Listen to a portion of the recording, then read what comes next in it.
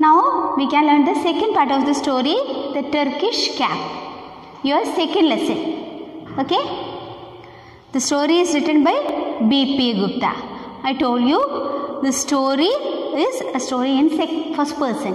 The author himself is narrating the story. Before going to the second part, we can learn some new words that we are going to meet in this second part of the lesson. Thundering voice. Thundering. What is the meaning? Loud and angry voice. Thundering voice, loud and angry voice. Chorused. Chorused means said together. The spelling is C-H-O-R-U-S-E-D. Chorused means said together, telling together. Sinking feeling. What do you mean by sinking feeling? Sad feeling. The spelling is S-I-N-K-I-N-G. Sinking. Sinking feeling, sad feeling. Then amused. A-M-U-S-E-D. Amused means entertained, enjoyed. Wide smile. Wide smile is an open smile, a grin. So, these are the new words that we are going to study in the second part of the lesson. Now, we can go to the story. Do you remember where we stopped the story? The children were playing Gilli Danda. I told you this story is based on a game named Gilli Danda. It is an old version of cricket. And Mr. B.P. Gupta, our author, and his friends were playing Gilli Danda outside the school compound after the school time. And the striker was Kunal. And the fielders were standing on the other side. Kunal was an able player, an excellent player. So, the other children standing outside to catch his strikes were unable to catch them. And once Kunal hit on the gilli flew outside and it hit on a cap. Whose cap was that? A man was walking along the road with a cap on his head. So the gilli landed on the cap. The cap fell down and the gilli landed inside the cap. The man got angry. He was furious. Say, that is the word we use, the furious. The furious man entered. He came towards the children and he shouted towards the children. And he told that I am going to complain to your principal. He entered to the principal's room. Principal called the children and asked them why this happened. The children said that this was not purposefully done, not deliberately done. This was done by mistake only and we will not repeat it again. We will be very careful in future while playing. So the principal told the children to say sorry to the person, to apologize to the stranger.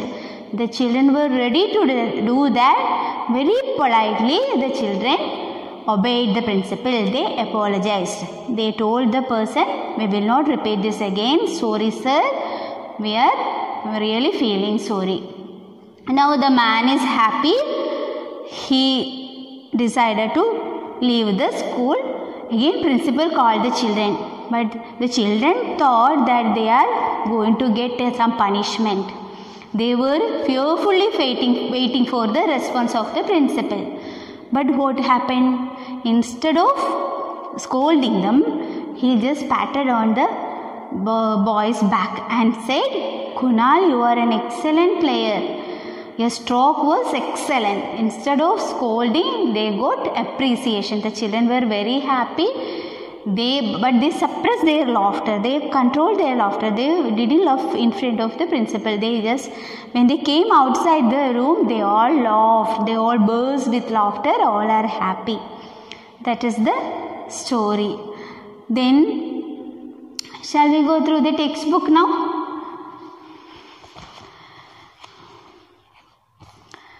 Why don't you play in your school compound? The man shouted. Bridget said, Sir, we are very sorry.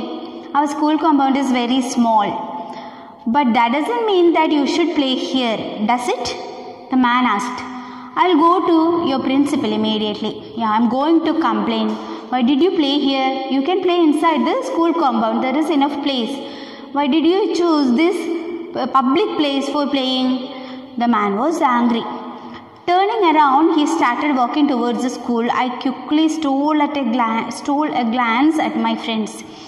We were all scared of Principal Mr. Ahmed. What was the principal's name? Mr. Ahmed. The children were scared of principal. They all feared that they will get some punishment. The man went straight to the principal's office. All of us crept into the courtyard outside the principal's room. We tried to guess the conversation they are having and the punishment we would be given. The children were fearfully waiting outside to hear the conversation. They tried to overhear it, but they couldn't. Then they imagined what might be going on there. The principal and the man we are talking about us, now we will get a punishment. Surely we will get a punishment from principal. They were waiting for the punishment. Soon the peon came and called us. One by one we entered the principal's room. Who is responsible for all this? He asked in a thundering voice. He was very angry. He asked in a thundering voice. Thundering voice, a loud and angry voice. He asked in loud and angry voice. Why, children? But we looked at one another. No one could say a word. Mr. Ahmed raised his voice. Why don't any of you speak up? Why are you all silent? You should tell me the answer. You are all responsible for these happenings. Mr. Ahmed, he was angry. I replied, Sir, we are sorry. We shall be very careful in future. Sir, we are sorry. We didn't do this purposefully. It was done by mistake. We will be very careful in future, I said. Mr. Ahmed said, apologize to this gentleman, all of you. Yeah, what you have done is a mistake. So you should apologize to this person. You should say sorry to this person. We chorused, all of us spoke together. We are very sorry, sir. Okay, boys, the man said. He looked happy and he moved towards the door. The boys, see how the boys behaved. They are very polite. They were ready to apologize. By mistake, this happened from them, but now they are ready to apologize. They all told sorry to this person. Now the person is happy and he went. Now okay, boys, the man said. He looked happy and he moved towards the door. Just as we were going out, Mr. Ahmed asked us, whose stroke was it? Now all were about to leave the room. Then again, principal sir called them back. Who was there behind the stroke? I looked towards Kunal. Actually, Kunal was the person who did this. He was the striker. So everybody looked towards Kunal, but they were not ready to blame him. He was looking at me. All were feared.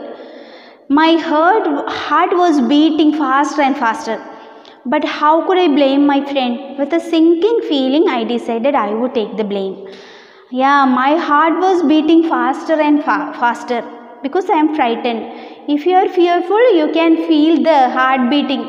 It will be increased. You can just feel that by keeping your palm here. My heart was beating faster and faster, so I looked at other children. They all were looking at each other. I decided I would take the blame. Yeah, I'm not going to blame my friend. I'm going to take the blame myself. This shows the sincerity of their friendship. I opened my mouth to reply, but Kunal said he was quicker. Sir, it was my stroke. Yeah, it was my mistake. I have done that stroke. I'm very sorry, sir. What a stroke, Mr. Ahmed exclaimed. Yeah, what was the response of principal? What an excellent stroke was that. You strike the gilly, hit a man's cap, the cap falls and then the gilly lands inside it. A master player, no doubt. You proved yourself as an excellent player. You strike the gilly, hit on a man's cap and the cap falls from the head and both the gilly and cap landed on the floor. This all shows that you are an excellent player. I could not control my laughter because all of them were eagerly waiting for the punishment. So I couldn't control my laughter. All are laughing now. But I did not want to laugh in the principal's presence. They respect the principal very much. They love principal very much and they were scared of the principal. That is why they suppressed, controlled their laughter. So with great effort I managed a wide smile. Somehow I managed my laughter. We were eager to go out and have a hearty laugh. After that we reached outside the room and we all burst out laughing. The man with the Turkish cap also turned around the door. He too looked amused. The man was standing there near the door. He looked back and he also saw these children laughing. He also looked amused. He also entertained. He also enjoyed this joke. Still smiling, he went away. With a smiling face, he went away. He is also happy now because he just wanted to make the children feel the seriousness of what they have done. We trooped out of the room. We together went outside. Then we burst out laughing, all of them. What is the moral of this story? We should be honest. If we make a mistake, we should own up to it. If we made a mistake, we should take the blame ourselves. That is the moral. Then true friends are always sincere. True friends always show sincerity. Okay, they love each other very much. They always tries to help the close friends. So that is the end of the story. We will meet with another story again. Until then, bye.